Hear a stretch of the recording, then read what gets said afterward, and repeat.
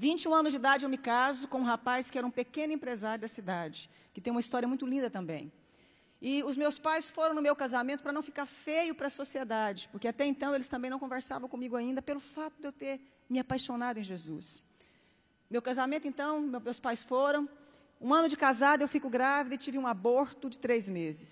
Passa um tempo, fico grávida de novo, outro aborto eu tive. Descobriu que eu tinha falta de progesterona e que não conseguia engravidar, nem segurar gestação alguma sem remédio para engravidar. Então, eu tomo remédio, fico grávida novamente. E com 8 meses de gestação, então eu tomo remédio, fico grávida novamente, e com 8 meses de gestação, justamente no dia que eu completo 24 anos de idade, nasce a minha primeira filha, Letícia, branquinha dos olhos azuis como o pai, linda. A minha mãe ainda era muito longe de mim, os meus pais não se aproximavam de mim pelo fato de eu estar apaixonada em Deus. E eu me lembro que a minha mãe, então, foi ao hospital porque era a primeira neta que havia chegado na casa.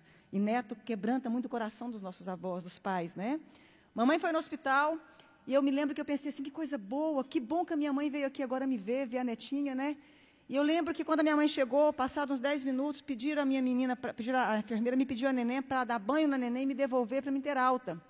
A minha mãe, então, sai do quarto, chama a minha mãe, entrega a neném, passa um pouquinho, a minha mãe sai do quarto, chamaram também meu marido e eu fiquei sozinha. E eu ainda falei assim para Deus, que bom que nada teve que acontecer, porque a minha mãe agora voltou a falar comigo. E ela simplesmente se negava a falar comigo. Eu me lembro que naquele momento, então, entra no meu quarto a chefe da pediatria do Hospital da Mulher em Goiânia. Aquela chefe da pediatria começou a acalentar as minhas mãos como ia me dar alguma notícia. Ela disse, mãezinha, acabou de acontecer uma fatalidade. A sua filha acabou de cair do braço da enfermeira e veio a óbito. Minha primeira filha caiu do braço da enfermeira e veio a óbito. É muito fácil você levar um bebê para casa, mas você levar um caixão é muito difícil, minha querida. Mas eu queria fazer um parêntese aqui e dizer o seguinte, lembra que a minha mãe me falava que eu ia perder um filho como ela havia me perdido para Deus? E eu fazia uma oração que Deus fizesse o que fosse preciso para encontrar o coração da minha família e se revelar a eles. A minha mãe não falava comigo, isso me doía muito. Quando então eu recebo a notícia, minha mãe já havia recebido a notícia na porta do hospital. A minha mãe sobe as escadarias do hospital, entra no quarto e começa a gritar, filha, me perdoa. Filha, eu queria que você tivesse perdido um filho para as drogas, para o mundo lá fora, mas não nessa fatalidade. A minha mãe começa a abraçar as minhas pernas, beijar as minhas pernas. Mas foi a primeira vez que eu vi a minha mãe dizer que me amava. Foi a primeira vez que ela me deu colo. Foi a primeira vez que a minha mãe teve tempo de dizer que eu era especial e importante para ela. Foi a primeira vez que ela pôde ouvir porque eu havia escolhido caminhar com Jesus. E houve então ali um momento de restauração, de perdão entre eu e minha mãe. Os meus pais voltaram a falar comigo. Eu mandei fazer um exame do corpo da minha filha porque eu já tinha tido alguns abortos. 30 dias depois chegou o laudo do exame. Eu descobri que a minha filha havia nascido sem cálcio e sem glicose. A Letícia jamais iria andar e teria convulsões simultâneas. E a minha médica fala para mim, adota um filho porque você não pode mais ser mãe. Mesmo com os remédios, sua filha veio com problema. E eu disse que eu acreditava num Deus capaz de mudar a nossa vida, a nossa história, a nossa sorte. 1 ano depois eu dei à luz a uma criança linda, perfeita e sadia chamada Angélica. Faz 11 anos mês que vem. 3 anos depois dei à luz a Annelise, tem 8 anos hoje. Mas 3 anos dei à luz ao Cirino Júnior. Todos perfeitos e sadios. Se eu acabasse aqui a minha história, você já poderia dizer que esse Deus é maravilhoso. Eu fui impedida de fazer faculdade porque eu apaixonei em Jesus. Eu lembro que eu escutava uma frase muito comum, que eu ia casar com um pé rapado e com um Zé Ninguém. Com um homem sem futuro, porque não existiam pessoas prósperas no meio que eu convivia. Me casei com meu esposo, ele era um pequeno empresário de fato. Veio o Plano Real naquela época, os meus pais perderam tudo.